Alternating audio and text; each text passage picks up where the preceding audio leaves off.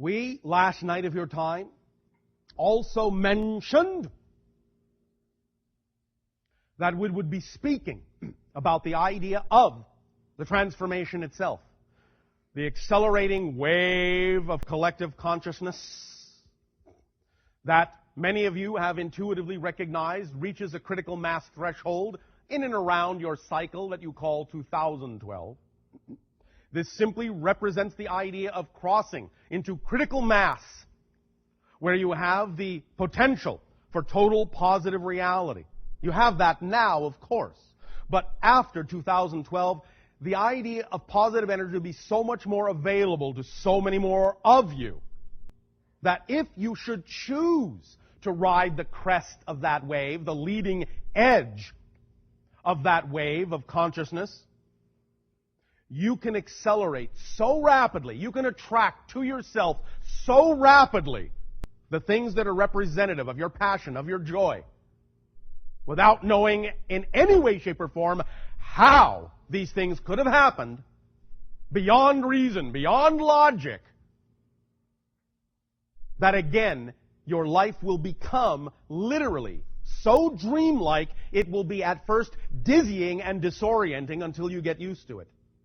Literally, you'll be walking through life like it's a dream, marveling at the miraculous synchronicities that just are popping up as a matter of course. Yes. When you ride the leading edge of the wave of consciousness. If, however, you choose to continue to compartmentalize your physical mind and make it responsible for being in charge, and have to know the how, and have to know the why, and have to know all the details before you'll be willing to believe that the higher self can simply bring this to you, then you will, by choice, position yourself somewhere down the line from the leading edge, in some of the eddies and currents and backwashes in the wake of the leading edge. Now, it doesn't mean that you cannot find benefit in those locations, in those gradations of frequency behind the leading edge.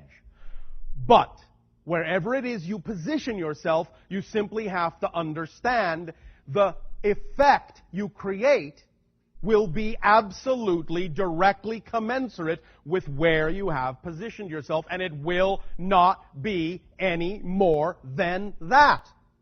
By definition, it cannot be any more than that. As an analogy, your visible spectrum of light.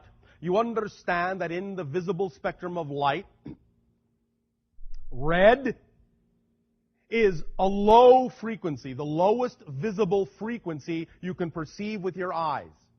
Violet is the highest visible frequency you can perceive with your eyes in general. We understand many of you are beginning to stretch these boundaries, but for the purpose of this illustration, let's just stick with the common labeling of this visible spectrum. Now, you know, if something exists on the frequency of violet light, it's at a very high level of frequency, very high level of energy. And it will experience the things that go hand in hand with that level. If something chooses to exist on the other end of the spectrum, in the red frequency, it will be functioning at a lower wavelength, a slower wavelength, a lower vibration, and will only experience the things that are commensurate with that level in the spectrum. It's all energy, it's all light, it's all the same stuff, as you say, but the difference in gradation of the vibrational frequency will ultimately determine what is capable of being experienced on that level. If you're operating at a certain wavelength toward the lower end of that spectrum, you will only perceive red. Only! You will never perceive violet at that end of the spectrum. If you are operating at the violet end of the spectrum on a high frequency level, you will only perceive violet. You will never perceive red at that end of the spectrum. Ever.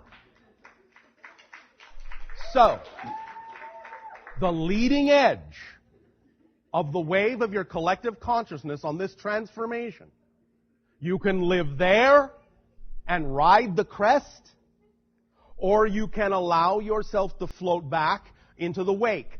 Somewhere in there will be vibrations that will be representative of whatever degree you are willing to allow your belief system to take hold.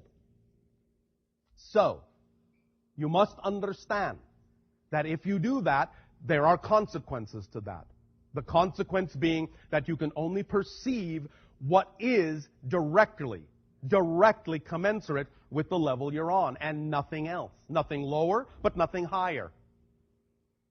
But you are all capable of choosing to ride the crest, the leading edge. All right. Now, when some of you consider this, you get scared. It's going too fast for me. I might fall off. I might crash. I might smack into a brick wall. As if suddenly one would appear. Of course it will if you create it. But again, understand that if you create that brick wall, that's an indication you are no longer on the leading edge. Brick walls do not exist, by definition, on the leading edge. They only exist back down the line, in the wake, in one of the eddies, in one of the currents that is representative of belief systems that there are such things as brick walls. But if you're truly riding the leading edge, truly, as you say, surfing the crest, then you will understand that just like being on the top of the mountain, you have a clear and unobstructed view of everything in front of you. And you ride that wave right into ecstasy. Ride the leading edge of the ecstasy. Allow yourself the opportunity to know you can. You don't have to choose to. But then if you don't be surprised by what is commensurate for that level. It's completely up to you what to lock onto, what to believe, what to align with, what to associate yourself with. You can, on one hand, say, I understand these concepts. I believe these concepts. I will live these concepts. I am this idea. It can happen instantly, effortlessly, miraculously, wonderfully, joyfully, creatively, lovingly, now, for me. Or you can recognize that you tend, quote unquote, choose to gravitate more to informational sources that confirm your own fear. Well, one should take their time. Well, one has to be careful with this stuff. Now, we understand that there is such a thing as recognizing and honoring whatever belief system you happen to have, and not pushing yourself beyond it if you truly don't believe you can, because that would simply be disastrous. But the idea is to understand and to clearly take responsibility for knowing that if you are aligning with someone that says, well, you can't just go full throttle because you have to be careful that you're not doing this and you're not doing that. You might fool yourself here, you might fool yourself there, and you have to take it easy. If you align yourself with that, that's all well and good. But understand that you are choosing to, and it has nothing at all to do with the fact that you could change your belief and allow yourself to ride the leading edge where things manifest instantaneously. You could. But if you are not, it's your choice. And that's, once again, where you really need to be passionate about being passionate and find out why you are choosing to not ride the leading edge. You will obviously have your own reason for not doing so. Whatever that reason is, whatever you feel is the need for safety, is up to you to determine. But just take responsibility and recognize the responsibility and the choice that you are making for understanding that it's not empirically true that you have to do it that way. It's not empirically true that you have to listen to what that person is saying as opposed to what this person is saying. It's just your choice. Take responsibility for it and then be passionate about finding out why you believe what you do, so that you can, if you are willing, open up to new beliefs that will allow you to move up the spectrum and be in the violet instead of in the red, financially speaking. So, allow yourselves to simply at every given moment recognize what you're doing. Let go of the need to understand the how of it. Because you see, one of the things that stops many of you from having the experiences that were described in the recording is that, for example, when someone says, well, you know, I simply got into the state where I believed I would simply receive more checks. Your physical, logical, reasonable mind goes, well, where the heck are they supposed to come from? I haven't done anything to earn that money. What are you saying? That some stranger just suddenly going to get into his head to pop a check in the mail to me for no reason whatsoever, and I'm just going to go to my mailbox and open a check that comes from a total stranger that's suddenly giving me exactly what I want? Yes! Yes, that is what's being said. Yes, that is one possible way. Yes, that is one possible example of what could happen. But when your logical, reasonable, physical mind going, how does that make any sense? The thing to remind it is that it doesn't have to. It doesn't have to make sense. When you stop needing it to make sense, then you'll make dollars. You have got to give up. You've got to give up your need, your physical mind's need for everything to have a reason, for everything to make logical sense in the physical third-dimensional world. If you say you wish to live in fourth-density reality, you must give up the things that are commensurate with the three-dimensional world, such as logic, reason. Not totally. I'm not saying be willy-nilly, fly by the seat of your pants people.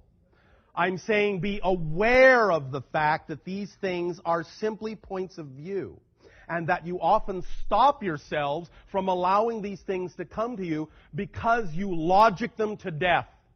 You detail them to death, literally. You look for a chain of reasonable connection, and believe me, in fourth density reality, there are many chains that to a third density mind are not reasonable or rational at all. You have asked us, how do we travel from star to star? And we have explained to you, we don't travel from star to star. We're simply here, then we're simply there. The logical mind boggles.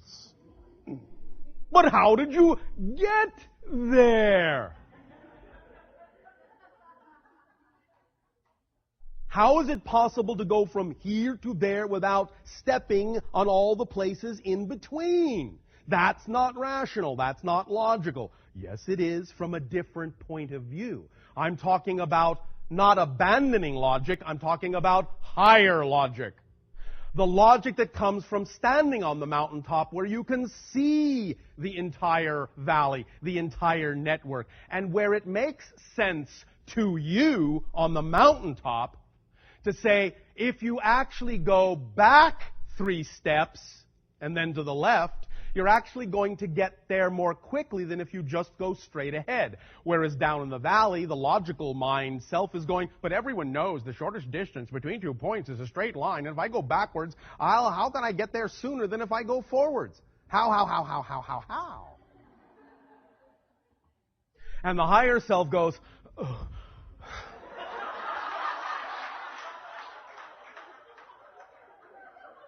Because I can see that if you go forward there, the bridge is out, and if you take 3 steps back and go to the left, you go on a parallel road where the bridge is fine.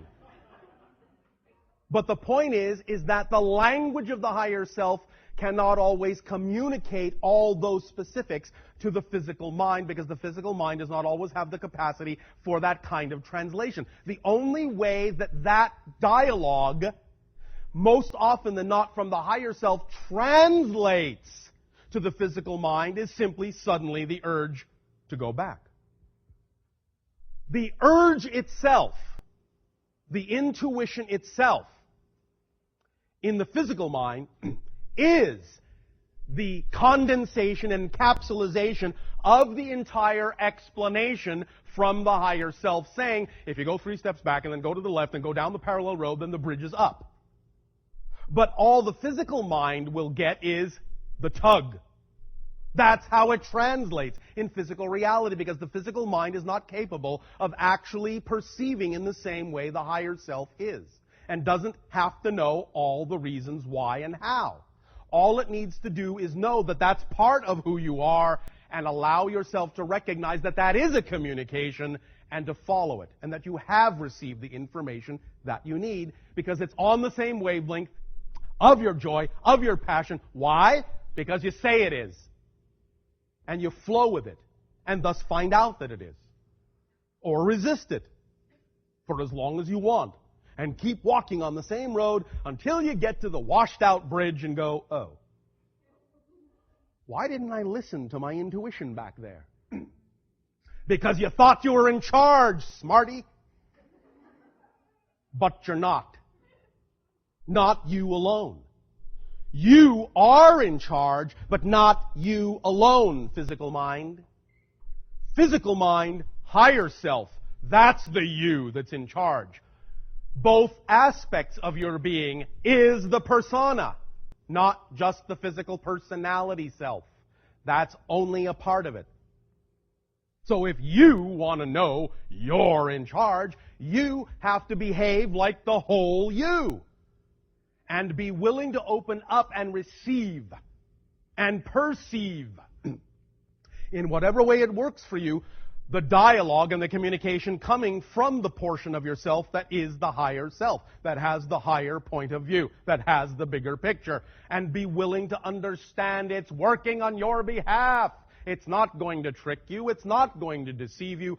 The only thing in your reality that can create the idea of tricks and deception is the physical mind's belief system, not the higher self. Because it is only in physical, three-dimensional reality that you can have the experience of a personality structure that can actually deny its own truth. So any tricks, any deception that you may be afraid of encountering can only actually be coming from the personality aspect that's actually afraid it's going to be deceived. That's the paradox. It can't come from the higher self because that's a bigger picture point of view. And it can clearly see the road. And there is no reason, there is no logic for the higher self to go, yeah, take the left road.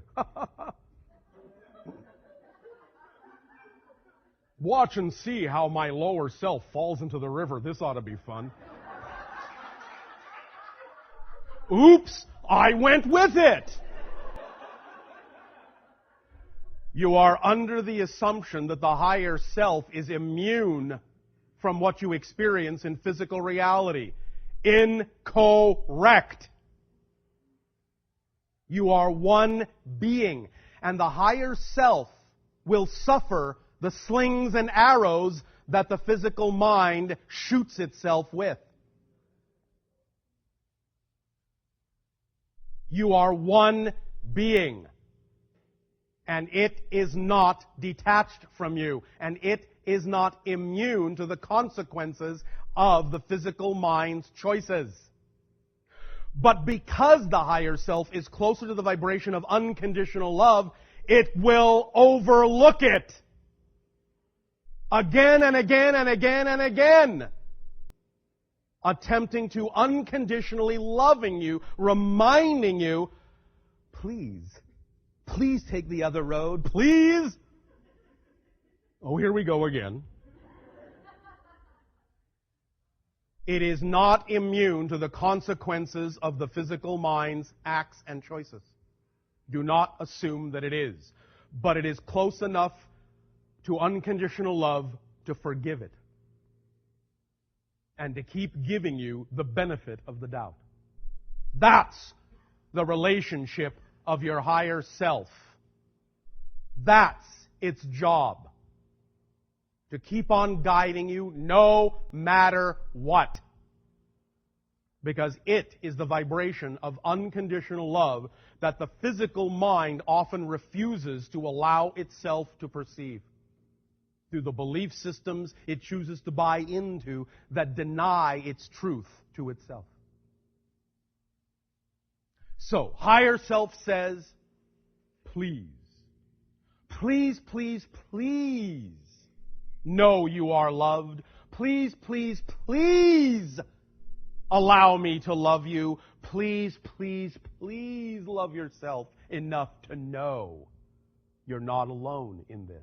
That you don't have to do it all. That you weren't designed to. You weren't expected to. Ever. Not once. Carry this burden by yourself.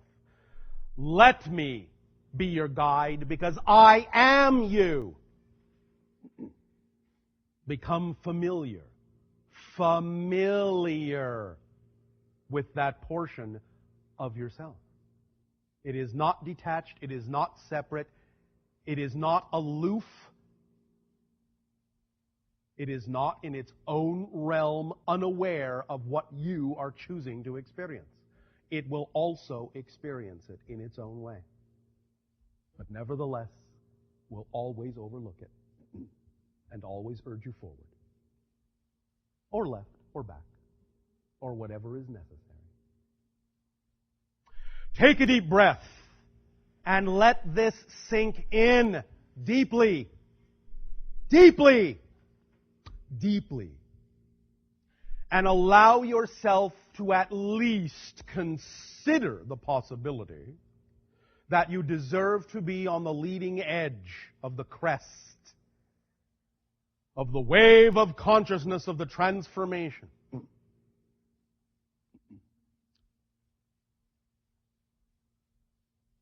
Take another deep breath.